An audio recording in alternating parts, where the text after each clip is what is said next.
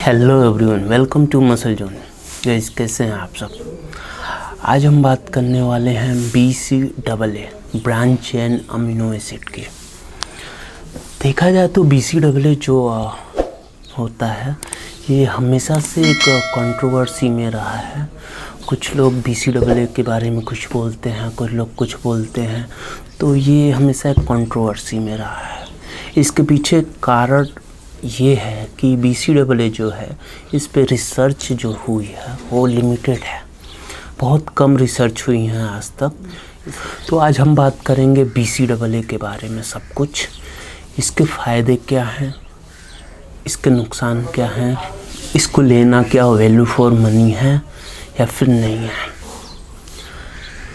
BCAA branch chain amino acid ये एक तरह का इसेंशियल अमीनो एसिड होता है। इसेंशियल मतलब जिसको बॉडी को तो ज़रूरत होती है बट बॉडी उसको सेल्फ मेड नहीं करती, खुद से नहीं बनाती है, उसको आपको बाहर से लेना पड़ता है, या फिर आप उसको फूड के माध्यम से लें या फिर कोई सप्लीमेंट्स से लें, आपको बाहर से लेना पड़ेगा BCAA को।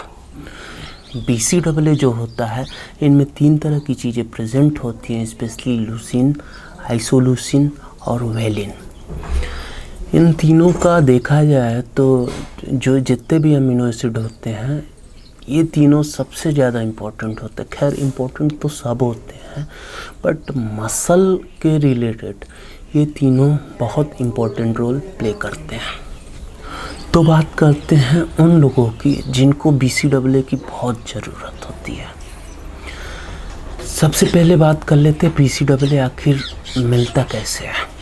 अगर आपको BCAA फूड से चाहिए तो आप मिल्क पी सकते हैं जिसमें BCAA प्रेजेंट होता है। एग्स खा सकते हैं, चिकन खा सकते हैं, टोफू खा सकते हैं, पनीर खा सकते हैं, दालें, नट्स खा सकते हैं।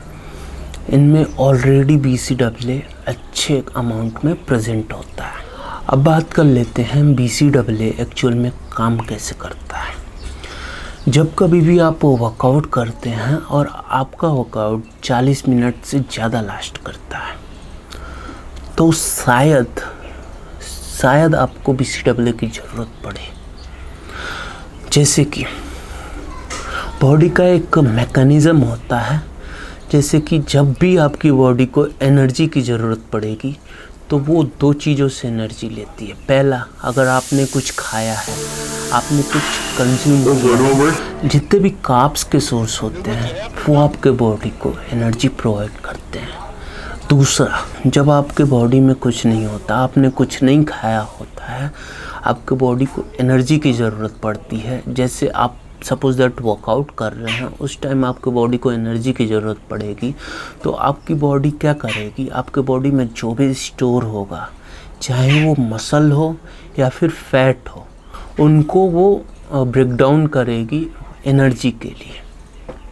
तो यहाँ फिक्स नहीं होता है, जब बॉडी को एनर्जी की ज़रूरत पड़े तो वो फैट को ही ब्रेक डाउन करे, वो मसल को भी ब्रेक डाउन करती है एनर्जी के लिए। ये डिपेंड करता है बॉडी के मैकेनिज़्म के ऊपर, बॉडी के ऊपर। यहाँ पे BCAA बहुत ही इम्पोर्टेंट रोल प्ले करता है। जैसे कि जब भी हम वर्कआउट करते हैं, ज़्यादा टाइम तक जाता है तो हमारे बॉडी में जितनी भी एनर्जी रहती है, जितने भी मसल में ग्लाइकोजन स्टोर होते हैं वो डिप्लीट हो जाते हैं।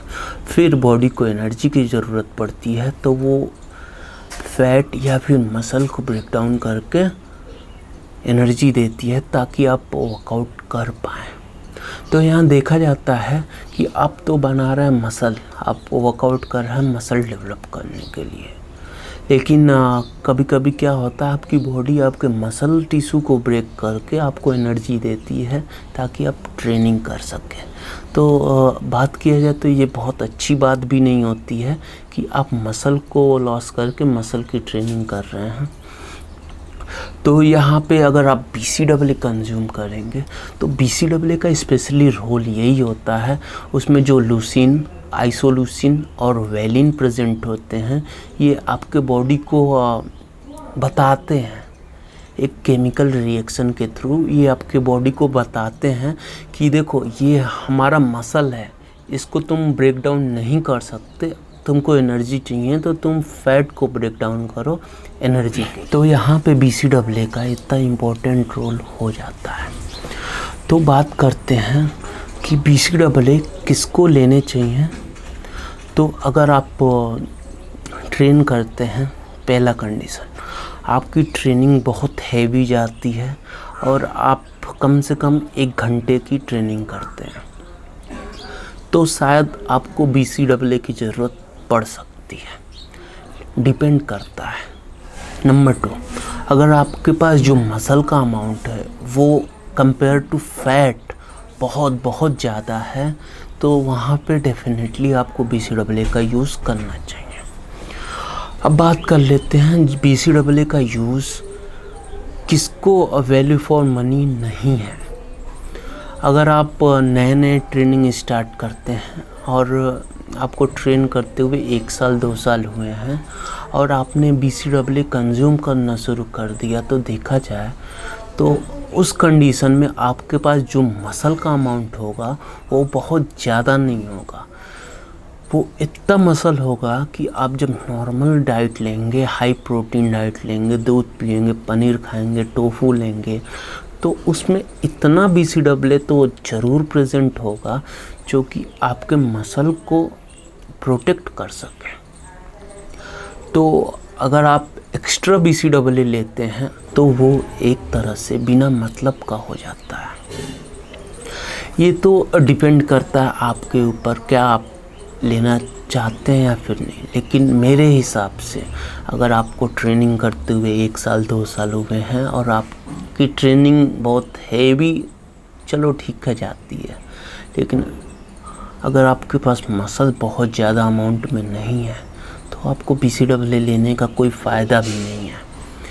BCAA का यही काम होता है, जो मसल होते हैं उनको प्रोटेक्ट करता है। जब आपके पास बहुत ज़्यादा अमाउंट ऑफ मसल नहीं है तो बॉडी की प्रायोरिटी भी नहीं है कि वो उसको लॉस करे, वो फैट को ही लॉस करेगी, बर्न करेगी एनर्जी के लिए। अब बात कर लेते हैं BCAA के डोजेस के बारे में। देखा जाए तो जो फीमेल हैं उनको BCAA 12 ग्राम तक दिया जा सकता है, बट जो मेल होते हैं उनको BCAA डिपेंड करता है 10 से 20 ग्राम तक सेफली वो यूज़ कर सकते हैं। तो ये तो रहे BCAA के बारे में। अब ये डिपेंड करता है आपके ऊपर कि आपको BCAA लेना चाहिए कि नहीं लेना चाहिए। वैसे BCAA के बारे में लोग बहुत सारी बातें करते हैं, लेकिन जो मेन बातें हैं BCAA के बारे में वो ये थी। अगर आपको ये वीडियो थोड़ा भी यूज़फुल लगा हो, इससे थोड़ी भी नॉलेज मिली हो, तो आप हमारे चैनल मसल जोन को लाइक करें, अपने दोस्तों से शेयर करें, और अगर आपने अभी तक सब्सक्राइब नहीं किया तो सब्सक्राइब करें। मैं फिर मिलता हूँ अगले किसी फिटनेस से रिलेटेड टॉपिक को लेकर। तब तक के लिए जय हिंद, जय भारत।